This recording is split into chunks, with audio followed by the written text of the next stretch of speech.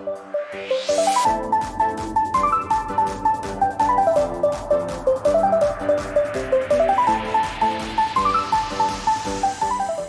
everyone, Assalamu alaikum. Welcome back to the channel. We recently celebrated World Anesthesia Day, that is celebrated every year on 16 October. And I thought that today's lecture should be dedicated to anesthesia. So in today's particular video, we will be discussing the anesthesia. So first of all, if we go for the term, अगर हम इस particular term को समझ लें, तो ये जो term है ये निकली है, जो एक टर्म थी हमारे पास एनेस्थेसिस। एनेस्थेसिस में एक्चुअल में दो टर्म्स होती हैं, एक एन और दूसरा एस्थेसिस। तो जो एन का मतलब है दैट मींस नो, एस्थेसिस का मतलब होता है सेंसेशन या सेंसेस। सो एक्चुअल में एनेस्थीसिया जो टर्म है इसका मतलब है, एनेस्थेसिस हम इसको पहले बोलते थे, एनेस्थीसिया का मतलब जो है वो है नो सेंसेस। एक्चुअल में जब हम हिस्ट्री की बात करें तो एक प्लांट आता था जिसका नाम था मैंड्रागोरा प्लांट। तो मैंड्रागोरा प्लांट में एक प्रॉपर्टी थी कि जब आप उसको यूज करते थे तो उसकी वजह से सेंसेशंस खत्म हो जाती थी या नमनेस होती थी, उस एरिया में जो फीलिंग होती थी या सेंसेशन होती थी वो खत्म हो जाती थी। तो डायोसेक्राइड्स ने इसी पर्टिकुलर प्लांट की इस पर्टिकुलर प्रॉपर्टी के हिसाब से एक टर्म बताई एनेस्थीसिया, और वहां से एक्चुअल में ये टर्म निकली थी।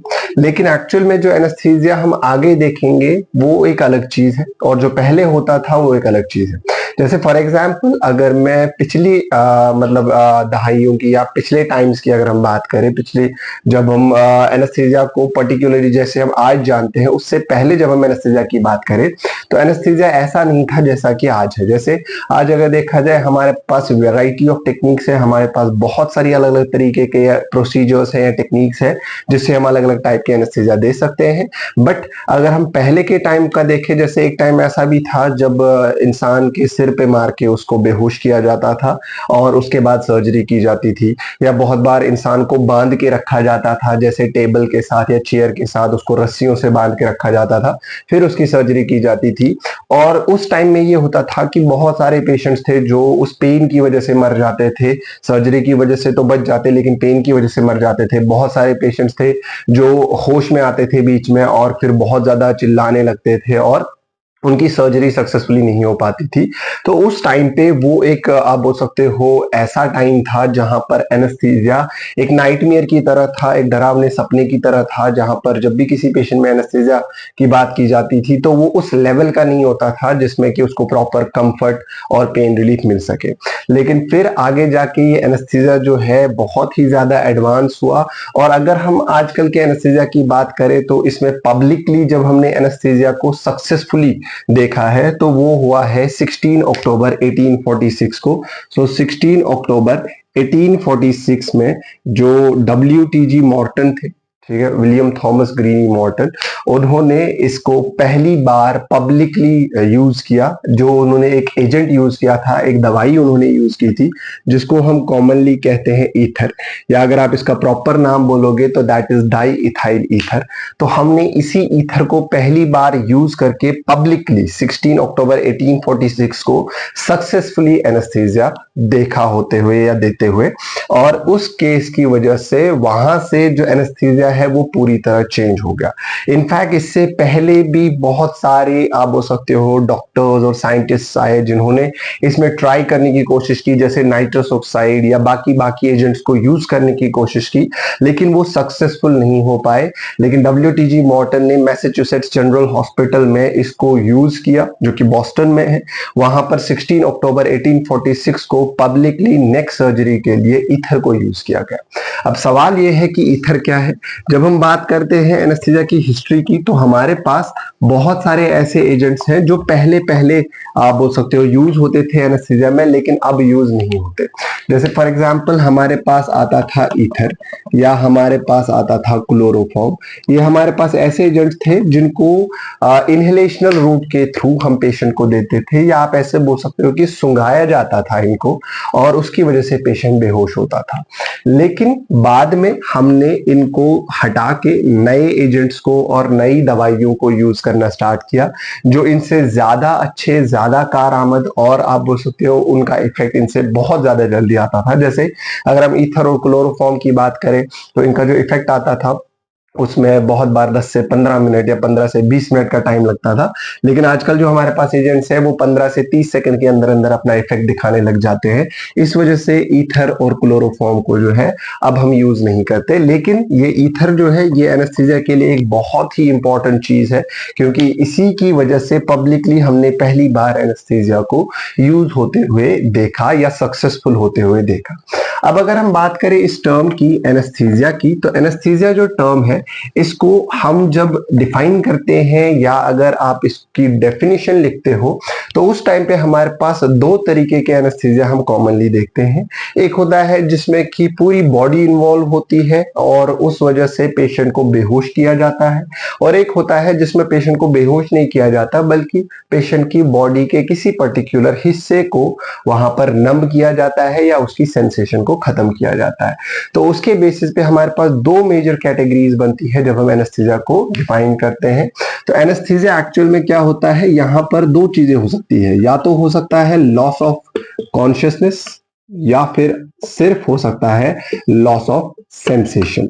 सो दो तरीके के एनेस्थीसिया इसी के बेसिस पे बनते हैं। एक में लॉस ऑफ कॉन्शियसनेस होगा यानी इंसान बेहोश होगा, और दूसरे में लॉस ऑफ सेंसेशन होगा यानी सिर्फ सेंसेशन खत्म होगी, इंसान बेहोश नहीं होगा।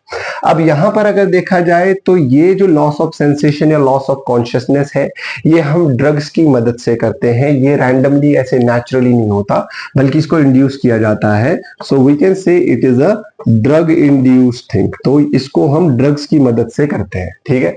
अब ये जो चीज है जैसे लॉस ऑफ कॉन्शियसनेस हो या लॉस ऑफ सेंसेशन हो, जैसे फॉर एग्जांपल अगर लॉस ऑफ कॉन्शियसनेस है देन इन दैट केस अगर ये रिवर्सिबल नहीं है यानी पेशेंट हमेशा के लिए बेहोश है तो उस कंडीशन को मोस्टली जैसे फॉर एग्जांपल हम कोमा बोलते हैं। इसी तरीके से अगर लॉस ऑफ सेंसेशन की बात की जाए, अगर ये परमानेंट लॉस ऑफ सेंसेशन है तो वो एनेस्थीसिया नहीं कहलाएगा, उसको हम पैरालिसिस कह सकते हैं।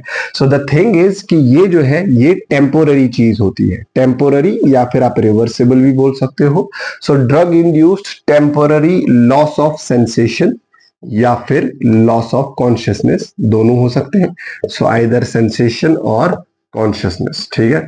तो एक ऐसी स्टेट जिसमें हम ड्रग्स की मदद से टेम्पोररी लॉस ऑफ सेंसेशन या लॉस ऑफ कॉन्शियसनेस करते हैं उसी को हम एक्चुअल में एनेस्थीसिया कहते हैं। So anaesthesia is a drug induced temporary loss of sensation और consciousness which will be mostly done for any particular type of surgical procedure और पेन रिलीफ सिचुएशन, जहां पर हमें पेन रिलीफ करवाना हो या फिर हमें सर्जरी करवानी हो। उस केस में जब हम ड्रग्स की मदद से टेम्पोररी लॉस ऑफ सेंसेशन या लॉस ऑफ कॉन्शियसनेस करते हैं उसी को हम कहते हैं एनेस्थीसिया। तो लॉस ऑफ कॉन्शियसनेस अगर आप बोलोगे तो वो जनरल एनेस्थीसिया आएगा, then in that case the definition will be drug induced temporary loss of consciousness. और अगर आप रीजनल एनेस्थीसिया की डेफिनेशन लिखोगे then that will be drug induced temporary loss of sensation. So ये दो तरीके के हमारे पास एनेस्थीसिया आते हैं, इन्हीं को थोड़ा सा एक्सप्लेन करते हैं। अगर हम बात करें लॉस ऑफ कॉन्शियसनेस वाले की, यानी जिसमें इंसान को बेहोश किया जाता है, उसको हम कहते हैं जनरल एनेस्थीसिया। जैसे कि इसमें अगर देखा जाए एनेस्थीसिया का मतलब हो गया नो सेंसेशन, लेकिन जब हम उसके सामने टर्म लगा दे general, general means as a whole यानी पूरा का पूरा। So there is general anaesthesia जिसमें कि लॉस ऑफ सेंसेशन होती है पूरी बॉडी में, इस वजह से पेशेंट जो है अनकॉन्शियस हो जाता है और उस वजह से उसको हम जनरल एनेस्थीसिया कहेंगे। सो general anaesthesia is a drug induced temporary loss of consciousness. अगर इसमें देखा जाए इसमें बहुत सारे स्टेप्स होते हैं जो कि हमें फॉलो करने पड़ते हैं। जैसे कि फॉर एग्जांपल सबसे पहले हम करते हैं प्री मेडिकेशन। तो प्री मेडिकेशन जो होता है उसमें हम पेशेंट को कुछ दवाइयां देते हैं ताकि हम उसकी कंडीशन को स्टेबल बना सके और उसको एनेस्थीसिया के लिए रेडी कर सके। फॉर एग्जांपल पेशेंट में पेन होता है या पेशेंट एंग्शियस होता है, पेशेंट में स्ट्रेस होता है, टेंशन होती है, तो उन सारी चीजों को ठीक करने के लिए हम प्री मेडिकेशन देते हैं। या किसी पेशेंट में ऐसा लगता है कि उसमें उल्टियां आने के चांसेस होते हैं, जैसे नॉजिया वोमिटिंग जिसको हम कहते हैं, अगर post operative nausea and vomiting होने के चांसेस होते हैं तो उसमें भी हम प्री मेडिकेशन देते हैं। इसके अलावा अगर पेशेंट कोई ऑलरेडी दवाइयां ले रहा है, जैसे ब्लड प्रेशर की दवाई ले रहा है या फिर डायबिटीज की दवाई ले रहा है, तो वो भी हम थोड़ा सा मॉडिफाई करते हैं, उसमें भी चेंजेस की जाती हैं। तो प्री मेडिकेशन जो होता है, पहले पहले ये होता था कि हम रैंडमली किसी भी पेशेंट में दवाइयां दे देते थे, लेकिन आजकल जो प्री मेडिकेशन है वो गोल ओरिएंटेड है। दैट मीन्स कि जिस पर्सन में जो दवाई जरूरत होगी हम सिर्फ वही देंगे, रैंडमली हम सारी दवाइयां नहीं देते। प्री मेडिकेशन के बाद जब हम पेशेंट को लाते हैं तो सबसे पहले उसमें प्री ऑक्सीजनेशन की जाती है। प्री ऑक्सीजनेशन में क्या किया जाता है, पेशेंट के फेस के ऊपर एक मास्क लगाई जाती है, मास्क रखी जाती है। उस मास्क के थ्रू हम 100% ऑक्सीजन देते हैं। 100% ऑक्सीजन देना यहाँ पर एक इंपॉर्टेंट स्टेप होता है, क्योंकि 100% ऑक्सीजन जब हम देते हैं तो उसकी वजह से पेशेंट में क्या होता है, वहां पर आप बोल सकते हो कि उसके लंग्स के अंदर जो एयर ट्रैप रहती है या बची रहती है, वो एयर जो है रिप्लेस हो जाती है 100% ऑक्सीजन की वजह से या 100% ऑक्सीजन से। और वहां पर वही ऑक्सीजन जो है तब तक यूज होगा जब तक कि हम पेशेंट में ट्यूब डाल के उसको फिर वेंटिलेट करना स्टार्ट करेंगे, तब तक ये ऐसे ही होगा। प्री ऑक्सीजनेशन के बाद जो हमारा नेक्स्ट स्टेप जनरल एनेस्थीसिया में रहता है, उसमें प्री ऑक्सीजनेशन के बाद हम पेशेंट को बेहोश करते हैं। तो बेहोश करने वाले स्टेप को हम कहते हैं इंडक्शन।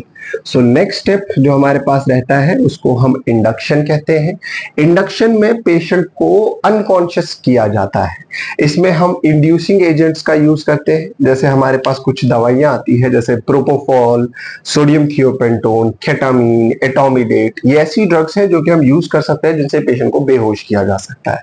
लेकिन इनका इफेक्ट जो है कुछ ही टाइम तक रहता है, तो हमें बाद में पेशेंट को जो है इनहेलेशनल एजेंट्स पे रखना पड़ता है। तो हमारे पास जो इंडक्शन है वो दो तरीके का हो सकता है, या तो हम इंट्रावीनस रूट के थ्रू दवाइयां दे सकते हैं, यानी किसी ब्लड वेसल के थ्रू, जो वेन होती है हमारे पास उसके थ्रू, या फिर हम इनहेलेशनल रूट के थ्रू दे सकते हैं, जैसे सांस के साथ या जो गैसेस पेशेंट के साथ आप दे सकते हो इनहेलेशनल रूट, उसी रूट को हम यूज करते हैं। वहां से भी हम कुछ गैसेस के साथ मिक्स करते हैं कुछ एजेंट्स को, और उससे पेशेंट को बेहोश किया जाता है। तो हम इंट्रावीनस भी यूज कर सकते हैं, इनहेलेशनल भी यूज कर सकते हैं, depends on the patient. Mostly हम इंट्रावीनस को यूज करते हैं।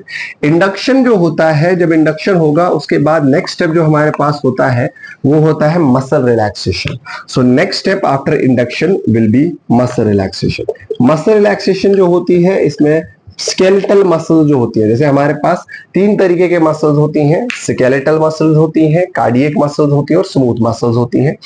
मसल रिलैक्सेशन जब आप देते हो तो जो हमारे पास वॉलेंट्री मसल्स होती है, जो स्केलेटल मसल्स होती हैं, वो वाली ब्लॉक हो जाती है, रिलैक्स हो जाती है, जिसकी वजह से उनमें कोई कंट्रैक्शन नहीं होता। इस वजह से पेशेंट में ट्यूब डालना ईजी होता है और सर्जरी करना भी ईजी होता है। तो आप बोल सकते हो कि मसल रिलैक्सेशन किया जाता है। इसमें हमारे पास दो तरीके के मसल रिलैक्सेंट्स आते हैं, एक होते हैं जिनको हम कहते हैं डीपोलराइजिंग मसल रिलैक्सेंट्स और दूसरे होते हैं नॉन डीपोलराइजिंग मसल रिलैक्सेंट्स। ठीक है, तो हमारे पास डीपोलराइजिंग मसल रिलैक्सेंट्स होते हैं और नॉन डीपोलराइजिंग मसल रिलैक्सेंट्स होते हैं।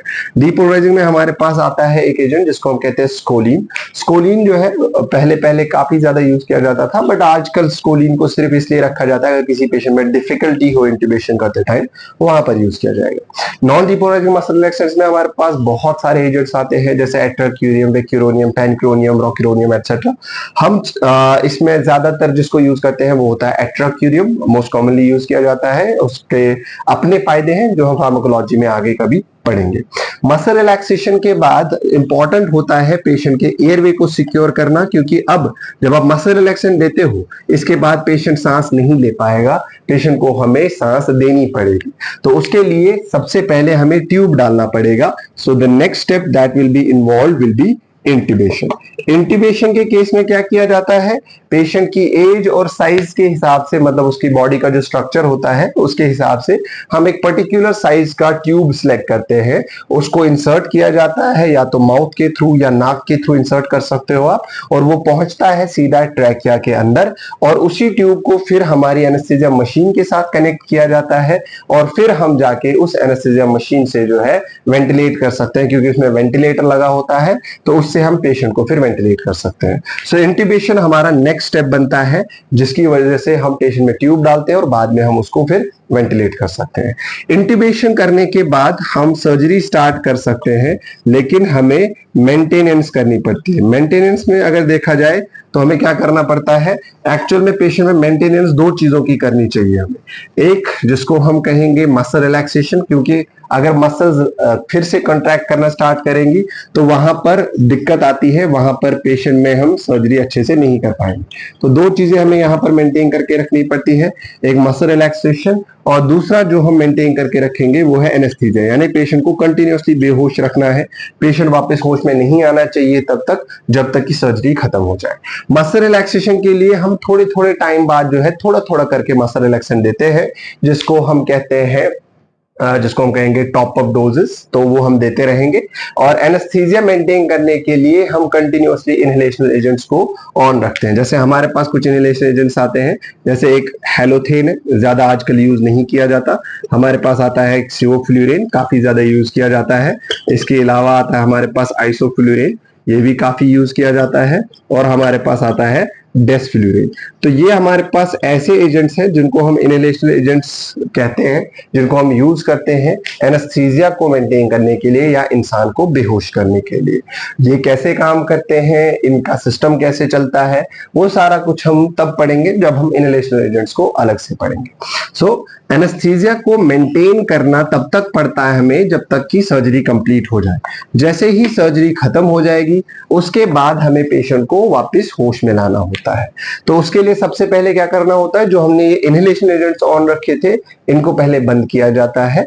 मसल रिलैक्सेंट का जब इफेक्ट खत्म होने लगेगा और पेशेंट जो है थोड़ा सा जागने लगेगा तो हम उस पेशेंट में रिवर्सल देते हैं। रिवर्सल जो है हमारे पास एक ऐसा ड्रग रहता है जो कि मसल रिलैक्सेंट के काम को उल्टा देता है, या आप ये बोल सकते हो कि मसल रिलैक्सेंट के काम को रिवर्स करता है। मसल रिलैक्सेंट ने मसल्स को रिलैक्स करने की कोशिश की थी, तो रिवर्सल जो होता है ये वहां पे जाके मसल रिलैक्सेंट को खत्म करेगा, जिसकी वजह से मसल्स फिर से कॉन्ट्रैक्ट करना स्टार्ट करेंगे। जैसे ही पेशेंट में रिवर्सल का इफेक्ट आने लगेगा तो जो उसमें ट्यूब हमने डाली थी वो हम बाहर निकालेंगे एंड उसको हम कहेंगे extubation. So at this point हम एक्सट्यूबेशन करेंगे, पेशेंट का ट्यूब बाहर निकाला जाएगा। पेशेंट में वहां पर सक्शनिंग वगैरह की जाएगी पहले, यानी माउथ में जो भी सिक्रीशंस जमा हुआ था उसको पहले खींचा जाएगा बाहर मशीन के थ्रू, जिसको हम सक्शन अपैरेटस कहते हैं या सक्शन मशीन कहते हैं, और उसके बाद हम पेशेंट का ट्यूब बाहर निकालेंगे। देन आफ्टर दैट पेशेंट के ऊपर मास्क रखी जाती है और पेशेंट जो है धीरे धीरे करके प्रॉपरली होश में आने लगेगा और उसको हम कहेंगे रिकवरी। तो रिकवरी जब होगी, पेशेंट फुल्ली रिकवर होगा एनेस्थीसिया से, उसमें मसल्स में कंट्रैक्शन अच्छे से आएगा, पेशेंट प्रॉपर कॉन्शियस होने लगेगा, पेशेंट में प्रॉपर होश आने लगेगा, तो वो रहेगा रिकवरी पीरियड। वंस जब पेशेंट पूरी तरह रिकवर होगा तो हमारा जो एनेस्थीसिया है वो ओवर हो जाएगा।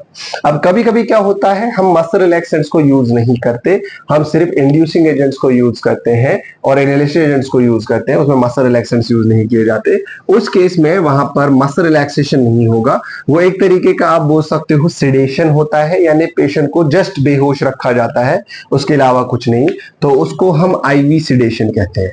आईवी सिडेशन जो होता है ये हमारे पास एक तरीके का आप बोल सकते हो special type of general anaesthesia है, जिसको बहुत बार शॉर्ट जीए भी बोला जाता है, यानी शॉर्ट जनरल एनेस्थीसिया बोला जाता है। ये कभी कभी उन केसेस में किया जाता है जो छोटे छोटे प्रोसीजर्स होते हैं, जैसे 10 मिनट 15 मिनट में खत्म होने वाला सर्जरी जो है उसको हम इसी आईवी सिडेशन के अंडर कर सकते हैं। इसी तरीके से एक और आता है जिसको हम कहते हैं monitored anaesthesia care. Monitored anaesthesia care जो होता है ये एक्चुअल में होता है local anaesthesia technique, monitored anaesthesia care. लेकिन इसको क्यों कहा कहा जाता है क्योंकि लोकल एनेस्थीसिया में कोई पर्टिकुलर प्रोसीजर या कोई पर्टिकुलर चीज की जाती है, सर्जरी की जाती है, एक छोटी सर्जरी होगी जो कि हम लोकल एनेस्थीसिया के अंडर करेंगे, यानी उसी एरिया को हम बेहोश करेंगे जिस एरिया में हमें सर्जरी करनी है, उसी में नमनेस करेंगे, उसकी सेंसेशन खत्म करेंगे। लेकिन यहाँ पर पेशेंट को कंटिन्यूसली मॉनिटर किया जाता है, और अगर बाई चांस हमें लगे कि पेशेंट में कोई प्रॉब्लम आ रही है, कोई कॉम्प्लिकेशन हो रही है, तो हम इस पेशेंट को कन्वर्ट करेंगे जनरल एनेस्थीसिया में। तो ये मॉनिटर एनेस्थीसिया केयर होता है, इसको भी बहुत बार हम जनरल एनेस्थीसिया में ही इंक्लूड करते हैं। इसके बाद जो हमारे पास नेक्स्ट क्लास है एनेस्थीसिया का, या नेक्स्ट जो हमारे पास टाइप है एनेस्थीसिया का, उसको हम कहते हैं रीजनल एनेस्थीसिया। रीजनल एनेस्थीसिया जो होता है, जैसे कि इसके नाम में ही लिखा है, रीजनल एनेस्थीसिया में नाम के हिसाब से अगर आप देखोगे, रीजनल मतलब कोई पर्टिकुलर स्पेसिफिक एरिया या रीजन, एनेस्थीसिया मतलब नो सेंसेशन, यानी किसी पर्टिकुलर रीजन, बॉडी के किसी पर्टिकुलर एरिया की सेंसेशन को खत्म किया जाता है। रीजनल एनेस्थीसिया हमारे पास तीन तरीके का होता है। एक होता है सेंट्रल न्यूरोएक्सियल ब्लॉक्स, दूसरे होते हैं पेरिफेरल नर्व ब्लॉक्स, और तीसरे होता है जिसको हम कहते हैं लोकल एनेस्थीसिया, या आप इसको शॉर्ट फॉर्म में LA लिख सकते हो। तो ये तीन तरीके के हमारे पास होते हैं रीजनल एनेस्थीसिया के। अब इसको समझने के लिए, इन तीनों टाइप्स को समझने के लिए एक स्पेसिफिक डायग्राम बनाते हैं जिससे आपको इजीली समझ आएगा कि ये काम कैसे करता है। फॉर एग्जाम्पल, हमारे ब्रेन से निकलता है हमारा स्पाइनल कॉर्ड, जो कि हमारे वर्टेब्रल कॉलम के बीच में से ट्रैवल करता है और नीचे तक जाता है, ऑलमोस्ट L2 की लेवल तक जाता है हमारा ये स्पाइनल कॉर्ड। अब इस स्पाइनल कॉर्ड से किसी पर्टिकुलर लेवल पे कोई नर्व निकलती है, वो नर्व आगे जाके डिवाइड होती है, सब डिवाइड होती है, फिर फाइनली जाके उसमें जो है बहुत सारी छोटी छोटी ब्रांचेस बनती है, नर्व एंडिंग्स बनती है। तो ये एक स्पेसिफिक नर्व है जो कि फॉर एग्जांपल हमारे स्पाइनल कॉर्ड से निकलता है। अब क्योंकि हमें एक पर्टिकुलर एरिया को नम करना है, तो एक्चुअल में हम नर्व्स के थ्रू जो इंपल्सेस चलते हैं उनको ब्लॉक करते हैं। अब इंपल्सेस को ब्लॉक करने के लिए हमारे पास तीन स्पेसिफिक एरियाज हैं। एक होता है यहाँ पर, यानी जहां पर नर्व का रूट होता है, उस रूट पे ब्लॉक करना। दूसरा होता है नर्व के पाथ में कहीं पे जाके ब्लॉक करना, जैसे यहाँ पर करेंगे या फिर यहाँ पर करेंगे, तो ये हो गया उसके रास्ते में या पाथवे में ब्लॉक करना। तीसरा होता है जहां पर नर्व एंडिंग्स होती है वहां पर जाके ब्लॉक करें। तो अगर आप यहां पर कर रहे हो तो ये बनता है सेंट्रल न्यूरोएक्सियल ब्लॉक। अगर आप रास्ते में करते हो तो ये पेरिफेरल नर्व ब्लॉक बनता है, और अगर आप एंड पे करते हो तो ये लोकल एनेस्थीसिया बनता है। सेंट्रल न्यूरोएक्सियल ब्लॉक जो हमारे पास है, तीन चार टाइप्स का आता है मोस्टली। जैसे एक आता है जिसको हम कहते हैं स्पाइनल एनेस्थीसिया, जिसमें हम CSF के अंदर दवाई डालते हैं या फिर लोकल एनेस्थेटिक एजेंट डालते हैं। तो इसमें क्या किया जाता है, पेशेंट को या तो हम बिठा के रखते हैं या साइड में लिटा के रखते हैं, फिर वहां पर हम लंबर जो स्पाइन है उस एरिया में जाके नीडल को इंसर्ट किया जाता है। वो बहुत सारे स्ट्रक्चर्स को क्रॉस करता है और फाइनली जाके वो वहां पहुंचता है जहां पर CSF होता है, जिसको हम सब एरेक्नोइड स्पेस कहते हैं, और वहां पर ड्रग को डिलीवर किया जाता है। दूसरा जो हमारे पास आता है उसको हम कहते हैं एपिड्यूरल एनेस्थीसिया। एपिड्यूरल एनेस्थीसिया में जो ड्यूरा होता है, यानी जहां पर हम स्पाइनल एनेस्थीसिया देते हैं उसके मेम्ब्रेन से बाहर वाला एरिया, तो वहां पर एपिड्यूरल स्पेस होती है। उस एपिड्यूरल स्पेस में अगर आप ड्रग दोगे तो वो एपिड्यूरल एनेस्थीसिया कहलाता है। तीसरा जो होता है वो होता है कंबाइनड स्पाइनल एपिड्यूरल, जिसमें हम स्पाइनल एनेस्थीसिया और एपिड्यूरल एनेस्थीसिया दोनों को कंबाइन करेंगे। अब ये क्यों करते हैं, एक्चुअल में जो स्पाइनल एनेस्थीसिया है इसका इफेक्ट जल्दी आता है, लेकिन इसको हम एक ही बार कर सकते हैं। लेकिन जो एपिड्यूरल होता है इसको हम मल्टीपल टाइम्स कर सकते हैं, लेकिन इसमें ड्रॉबैक ये है कि इसका इफेक्ट थोड़ा लेट आता है। जैसे इसमें 10 से 15 मिनट या 15 से 20 मिनट का टाइम लग सकता है। तो हम कंबाइंड स्पाइनल एपिड्यूरल करते हैं, जिसमें हम क्या करते हैं, एक एपिड्यूरल का कैथेटर डाला जाता है, फिर हम स्पाइनल एनेस्थीसिया देते हैं, पेशेंट में सर्जरी स्टार्ट की जाती है, और जैसे ही स्पाइनल का इफेक्ट खत्म होने वाला होगा हम एपिड्यूरल कैथेटर के थ्रू और ड्रग देके उस पर्टिकुलर एनेस्थीसिया की ड्यूरेशन को बढ़ा सकते हैं। तो ये आता है। इसी तरीके से स्पेशल आता है हमारे पास जिसको हम कहते हैं कॉर्डल ब्लॉक, या फिर हमारे पास एक और आता है जिसको हम कहते हैं सैडल ब्लॉक। जब हम रीजनल एनेस्थीसिया टेक्निक्स को अच्छे से पढ़ेंगे अलग से, जब हम टॉपिक कवर करेंगे वहां पर हम एक कॉर्डल ब्लॉक और सैडल ब्लॉक भी देखेंगे। एक्चुअल में ये थोड़ी सी मॉडिफिकेशंस है। कॉर्डल ब्लॉक हम ज्यादातर बच्चों में यूज कर सकते हैं। सैडल ब्लॉक जो होता है इसमें स्पाइनल एनेस्थीसिया देने के बाद कुछ मिनट तक पेशेंट को बिठा के रखा जाता है और फिर जाके उसको लेटाते हैं। इसी तरीके से ये तो हो गया सेंट्रल न्यूरोएक्सियल ब्लॉक्स। अगर हम पेरिफेरल नर्व ब्लॉक्स की बात करें तो पेरिफेरल नर्व ब्लॉक्स में हमारे पास बहुत सारे ब्लॉक्स आते हैं। आप ये बोल सकते हो कि नेक से लेके टो तक आप सारे एरियाज को ब्लॉक कर सकते हो अलग अलग पर्टिकुलर ब्लॉक्स के थ्रू। जैसे फॉर एग्जांपल हमारे पास आता है सुप्रा क्लैविक्युलर ब्लॉक आता है हमारे पास, या फिर हमारे पास आता है जैसे ब्रैकियल प्लेक्सस ब्लॉक आता है, लंबर प्लेक्सस ब्लॉक आता है, शियाटिक नर्व ब्लॉक आते हैं। तो अलग अलग एरियाज में आप टैब ब्लॉक आता है, तो अलग अलग एरियाज में जो है आप अलग अलग टाइप के नर्व्स को ब्लॉक कर सकते हो, उनके पाथवे में ड्रग डाला जाता है। नाउ रिमेंबर यहाँ पर एक स्पेशल चीज जो आपको याद रखनी है वो ये कि हम नर्व के अंदर ड्रग नहीं डालते, बल्कि नर्व की सराउंडिंग में ड्रग को डाला जाता है। फिर ड्रग जो है वो नर्व में एब्जॉर्ब होने लगेगा और तब जाके वो उसके थ्रू जो इंपल्सेस आते जाते हैं, यानी जो यहाँ से सेंसरी इंपल्सेस जाते उनको ब्लॉक करता है। और फिर आता है हमारे पास एक और टाइप इसका जिसको हम कहेंगे लोकल एनेस्थीसिया, जिसमें हम नर्व एंडिंग्स को ब्लॉक करते हैं, यानी जहां पर नर्व्स खत्म होती है, जहां पर रिसेप्टर्स वगैरह होते हैं, उन एरियाज में ड्रग को इंजेक्ट किया जाता है और वहां से कोई भी सेंसेशन ब्रेन तक नहीं जा पाएगा, जिसकी वजह से वहां पर पेन रिलीफ होता है और लॉस ऑफ सेंसेशन होता है। तो तीनों ब्लॉक्स का जो यहाँ पर इंपॉर्टेंट रोल है वो ये है कि ये ब्रेन तक सिग्नल को नहीं जाने देंगे, जिसकी वजह से आगे की सप्लाईज भी ब्लॉक होगी। अब यहाँ पर अगर आप सेंट्रल न्यूरोएक्सियल ब्लॉक को देखोगे, यहाँ पर मोटर रेस्पॉन्स और सेंसरी रेस्पॉन्स दोनों ब्लॉक हो जाते हैं। यहाँ पर भी पार्शियली वो ब्लॉक हो जाता है मोटर रेस्पॉन्स, और यहाँ पर बहुत बार मोटर रेस्पॉन्स रहता है लेकिन सेंसरी रेस्पॉन्स खत्म हो जाता है। लोकल एनेस्थीसिया की अगर हम बात करें तो इसमें 2-4 टाइप्स के ब्लॉक्स आते हैं। जैसे एक आता है जिसको हम कहेंगे टॉपिकल एनेस्थीसिया। टॉपिकल एनेस्थीसिया में क्या किया जाता है, इसमें क्रीम्स वगैरह का यूज किया जाता है। क्रीम्स होती हैं या स्प्रेज होती हैं, ये किसी भी एरिया स्किन पे या म्यूकस लाइनिंग जैसे हमारे लैरिंग्स के ऊपर या फिर फेरिंग्स के ऊपर आप स्प्रे करोगे तो ये लोकली वहां पर लॉस ऑफ सेंसेशन करता है। दूसरा होता है हमारे पास इनफिल्ट्रेशन ब्लॉक, जो कि हम बहुत ही कॉमनली यूज करते हैं। जैसे फॉर एग्जांपल अगर आपको किसी एरिया में पर्टिकुलर एरिया में, जैसे फॉर एग्जांपल अगर हमारे हाथ में आपको कोई स्टिचिंग करनी है या कोई इंजरी हुई है तो हम डायरेक्टली उसी जख्म के आसपास में ड्रग देते हैं, तो वो इन्फिल्ट्रेशन ब्लॉक होता है। इसी तरीके से इसमें फील्ड ब्लॉक आता है जो कि इसी तरीके का होता है लेकिन थोड़ा सा मॉडिफाइड रहता है। इसी तरीके से हमारे पास आता है इसमें IV regional anaesthesia. IV regional anaesthesia जो है ये एक special type of local anaesthesia है। इसमें क्या किया जाता है, हम डबल टॉर्निक्वेट का यूज करते हैं, यानी यहाँ पर एक टॉर्निक्वेट बांधा जाता है और यहाँ पर एक टॉर्निक्वेट बांधा जाता है। फिर इसके बीच में जो ब्लड वेसल्स है उसमें कहीं पे भी हम ड्रग को इंजेक्ट करते हैं, वो उन्हीं ब्लड वेसल्स में फैलता है, फिर लोकल टिश्यू में एब्जॉर्ब होता है और उस एरिया में जाके वो नंबनेस करता है। तो ये भी एक तरीके का लोकल एनेस्थीसिया टेक्निक है। So these are different types of can say anaesthesia which are included in regional anaesthesia. So हमारे पास एनेस्थीसिया जो है एक ऐसी स्टेट है जहां पर लॉस ऑफ सेंसेशन या लॉस ऑफ कॉन्शियसनेस किया जाता है, ड्रग्स की मदद से किया जाता है और टेम्पोररी होता है। और इसमें 2 टाइप होते हैं मेनली, एक होता है जनरल एनेस्थीसिया, दूसरा होता है रीजनल एनेस्थीसिया। जनरल एनेस्थीसिया में एक आता है टोटल इंट्रावेनस एनेस्थीसिया जिसके स्टेप्स हमने पढ़े। इसके अलावा आईवी सिडेशन आता है और उसके अलावा हमारे पास आता है मॉनिटर्ड एनेस्थीसिया केयर। और रीजनल एनेस्थीसिया में हमारे पास सेंट्रल न्यूरोएक्सियल ब्लॉक्स आते हैं जिसमें स्पाइनल एनेस्थीसिया आता है, एपिड्यूरल एनेस्थीसिया आता है, कंबाइनड स्पाइनल एपिड्यूरल एनेस्थीसिया आता है, कॉर्डल ब्लॉक आता है, सैडल ब्लॉक आता है। फिर आता है पेरिफेरल नर्व ब्लॉक जिसमें हम नेक से लेकर टो तक सारे एरियाज को ब्लॉक कर सकते हैं। और इसके अलावा हमारे पास लोकल एनेस्थीसिया आता है जिसमें topical anaesthesia, infiltration block, field block आता है और आईवी रीजनल एनेस्थीसिया आता है। तो ये सारे जो है हमारे पास अलग अलग टाइप्स के एनेस्थीसिया है जो कि हम दे सकते हैं।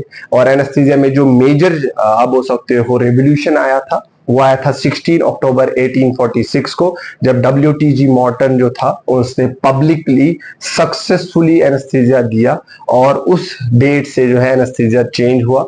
फिर उसके बाद हमने ईथर को बहुत सारी सर्जरीज में यूज किया। पहले पहले क्या होता था, फेस के ऊपर एक गॉज पीस रखा जाता था जिसमें ड्रॉप बाय ड्रॉप ईथर डाला जाता था और उसके बाद जो है वहां उस पेशेंट को वो जो है इनहेल करता था। जब वो सांस लेता था उसके साथ जो है वो उनके वेपर्स को, उस ईथर के छोटे छोटे ड्रॉप्स को जो है इनहेल करता था। फिर आगे जाके जो है जैसे 1917 जब आया तो 1917 जो है वहां पर एडमंड गैस्किन बॉयल था, एक पर्टिकुलर पर्सन जिसने इन्वेंट किया एनेस्थीसिया मशीन को। फिर वो एनेस्थीसिया मशीन जो है धीरे धीरे करके मॉडिफाई होती गई, उसमें नई नई चीजें ऐड होती गई, और आजकल जो हम एनेस्थीसिया वर्क स्टेशन यूज करते हैं जो कि इसी 1917 वाले बॉयल्स मशीन का मॉडिफिकेशन है, वो बहुत ज्यादा एडवांस मशीन है जिसमें मॉनिटरिंग के इक्विपमेंट्स भी अवेलेबल है। वहां पर एनेस्थीसिया को मिक्स करना या गैसेस का मिक्सचर करना, वो सारा सिस्टम भी लगा है। साथ साथ में पेशेंट को वेंटिलेट करने का सिस्टम भी लगा है, रेस्पिरेटरी मॉनिटरिंग करने का भी सिस्टम लगा हुआ है, और बहुत सारे अलग अलग प्रकार के अलग अलग टाइप्स के मोड्स वगैरह यूज किए जा सकते हैं, जो कि प्रेफरेबली हम एनेस्थीसिया मशीन वाले टॉपिक में कवर करेंगे कि कैसे इसको इन्वेंट किया गया, क्या क्या चीजें मॉडिफाई हुई, कब हुई। बट आजकल जो हमने ब्रीफली आज के टॉपिक में जो हमने एनेस्थीसिया को ब्रीफली कंसिडर किया, आई होप कि आप सबको ये समझ आ गया होगा। फिर भी if there was any type of doubt, question और confusion throughout the topic, you can drop that in the comment box and I will try to reply you all as soon as possible. Thank you so much. Have a very good day. Allah Hafiz.